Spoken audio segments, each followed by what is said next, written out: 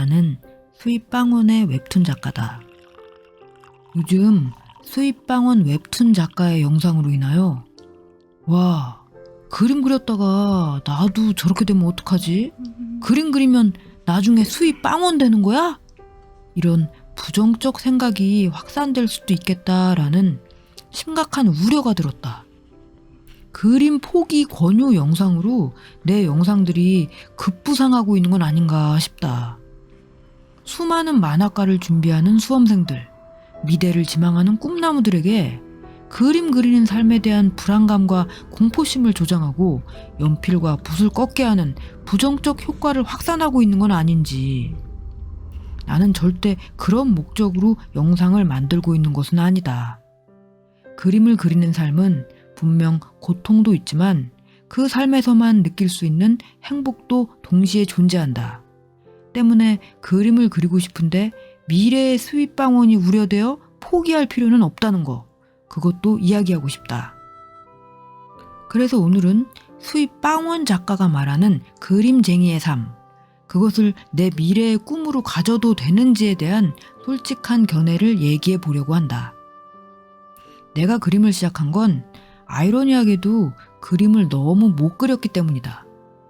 초등학교 미술 시간에 자유 그림을 그리게 됐는데 뭘 그려야 할지도 모르겠고 어떻게 칠해야 할지도 모르겠는 거다. 옆자리 친구의 그림을 흘깃흘깃 훔쳐보며 따라했다. 결과는 아주 그림 같지도 않은 그림이 그려졌고 미술 성적은 빵점에 가까웠다. 그래서 그것을 극복하기 위해 동네 미술학원에 다니게 되었다. 잘 그리려는 목적보다는 그저 붙잡고 칠하는 방법만이라도 배우자, 이게 학원에 등록한 이유였다. 그렇게 며칠을 다니는데 학원 선생님이 갑자기 내 그림을 들여다보시고 하시는 말씀이 너는 색채 감각이 있다, 이러시는 거다. 그 말을 듣는 순간 전기에 감전된 듯 찌르르한 전율을 느꼈고 이건 내 운명이다. 난 그림을 그려야겠다. 이런 마법에 빠져버렸다. 초등학생에게 있어 선생님의 칭찬은 이렇게도 어마무시한 영향력을 미친다. 자신감이 너무 없어서 학원에 갔다가 반대로 자신감이 너무 넘치게 되어버린 것이다. 그 나비 효과란 무서울 지경이었고 결국 고등학교에 가서도 그림에 대한 생각을 멈출 수가 없었다. 나는 색채 감각이 있는 아이, 그림의 잠재력을 가진 아이라는 믿음이 생겨버렸다. 결국 엄마를 졸라 본격적으로 미대 입시를 준비하게 된 거다. 여기서 솔직한 고백을 하나 하겠다. 나는 그림을 좋아하고 미술을 좋아한다기보다 그림을 그리는 사람의 삶을 동경했던 것 같다. 나무로 된 화구박스를 들고 머리엔 빵모자를 쓰고 약간 누더기 같은 옷을 입고 초췌한 모습으로 아뜨리에에서 캔버스에 그림을 그리고 있는 작가의 모습. 작업실에 물감 냄새가 가득하고 그러다가 담배도 한 대 피고 예술에 고뇌하면서 소주도 한 잔 마시고 그러다가 갑자기 피를 토하며 캑 하고 쓰러져 자신의 캔버스 위에서 죽어가는 예술가의 모습. 이거 너무 간지나는 인생 아니야? 나도 그렇게 되고 싶다. 이런 최면에 빠져 있었다. 근데 그게 영화나 드라마 속에서 보면 너무 카리스마 있고 뻑가는데 본인이 진짜 그렇게 되어가니 이거 미쳤다 싶은 거다. 현실은 드라마가 아니니까 그냥 춥고 우울하고 진짜 외로운 거다. 뭘 피를 흘리면서 캔버스 위에서 쓰러져 죽어. 그러면 누가 멋있다고 하나? 그냥 미친 사람이라고 하지. 영화 속 고호는 고호니까 멋있는 거고 고호 동경에서 막 귀 자르고 음습한 지하실 같은 데서 그림만 그리고 있으면 바로 엄마한테 등짝 스매싱 날라온다. 어쨌든 그것을 깨닫고 캔버스에 피토하며 죽어가는 채우가 기다리는 화가는 포기하고 그보다는 뭔가 희망이 있는 만화가로 삶의 목표를 선회했다. 만화가는 그래도 잡지 데뷔해서 히트작 만들면 돈도 많이 벌고 인기도 얻어서 폼나는 스타의 길을 걸을 수 있지 않은가. 작업실 책상에 앉아서 빵모자 쓰고 창작에 빠져들어 밤샘 작업하며 작품 만들기. 작업실엔 블랙커피의 향이 가득하고 내 원고를 기다리는 독자를 위해 밤새 사각사각 펜대를 멈추지 않는 작가. 그러다 갑자기 피를 토하며 캑하고 쓰러져 자신의 원고 위에서 죽어가는 프로 중의 프로 그 잡채. 이거 너무 간지나는 인생 아니야? 난 또 최면에 걸리고 말았다. 바로 이렇게 나는 평생 창작을 멈추지 않는 미치광이 크리에이터의 삶을 동경한 거다. 어디 출판사에서 작가 모집한다, 원고 모집한다 이런 공지를 보면 심장이 두근두근 미친 듯이 뛰어서 멈추질 않았다. 되든 안 되든 무조건 투고하고 무조건 도전해야 성이 풀렸다. 까이면 까이는 대로 며칠 풀 죽어 있다가 다시 오뚜기처럼 불사신처럼 일어났다.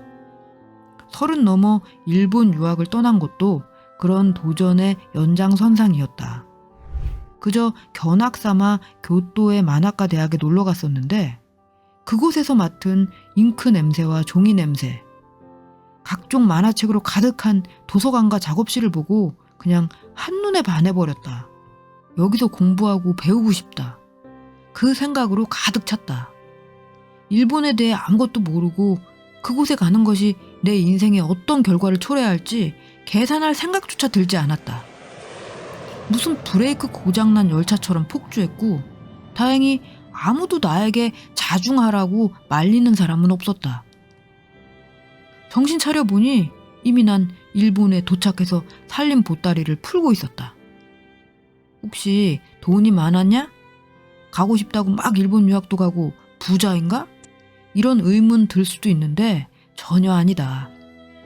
유학 내내 아르바이트하고 학교에서는 장학금 받으며 고학생으로 생활했다.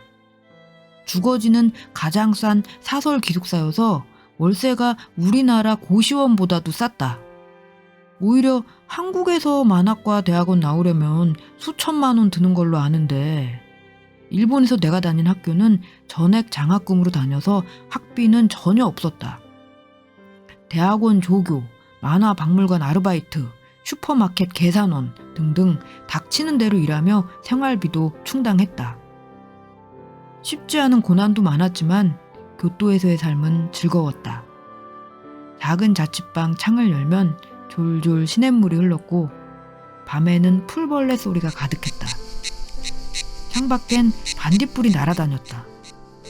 밤이 주는 적막함이란 선물, 살짝 느껴지는 외로움조차 좋았다.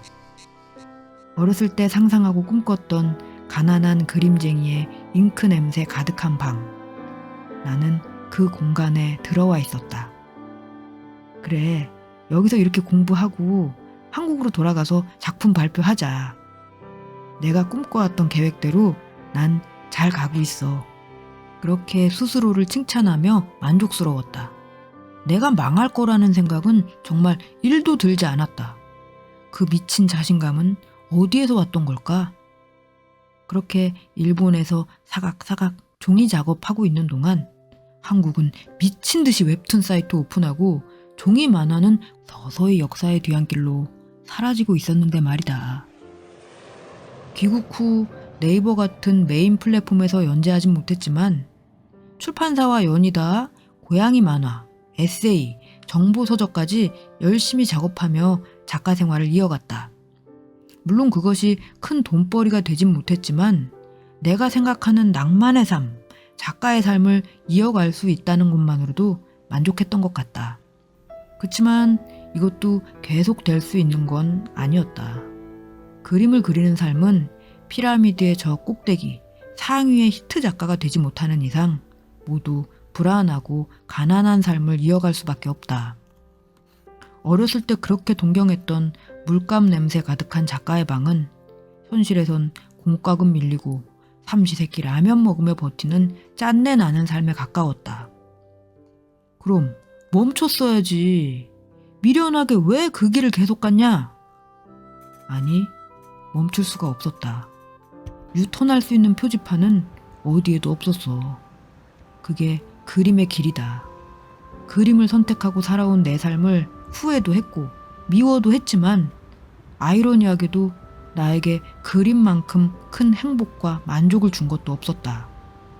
출판사 대회에서 1위상을 받았을 때, 내가 만든 이야기가 책이 되어 서점에 꽂혔을 때, 나의 웹툰이 플랫폼에 연재되어 독자들의 따뜻한 응원 댓글을 받았을 때, 이것을 대체할 수 있는 행복이 세상 어디에 있냔 말이야.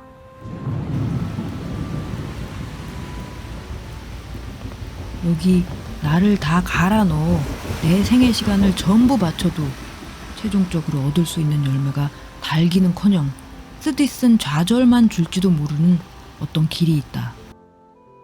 대신 그 길을 걷는 동안 다른 사람은 모르는 나만의 우주를 그릴 수 있다.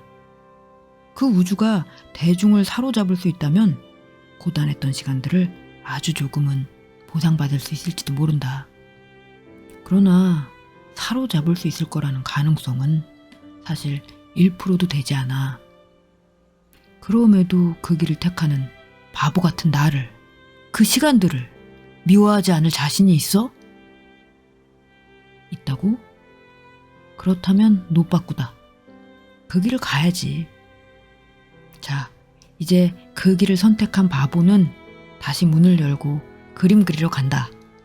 이젠 잉크 냄새도 종이 냄새도 없는 컴퓨터와 와콤 타블렛이 기다리는 작가의 방으로 간다. 시대가 변했으니 이젠 대세를 따라 타블렛이지. 오늘은 사각사각 연필 소리가 아니라 타닥타닥 타블렛 소리로 마무리할까?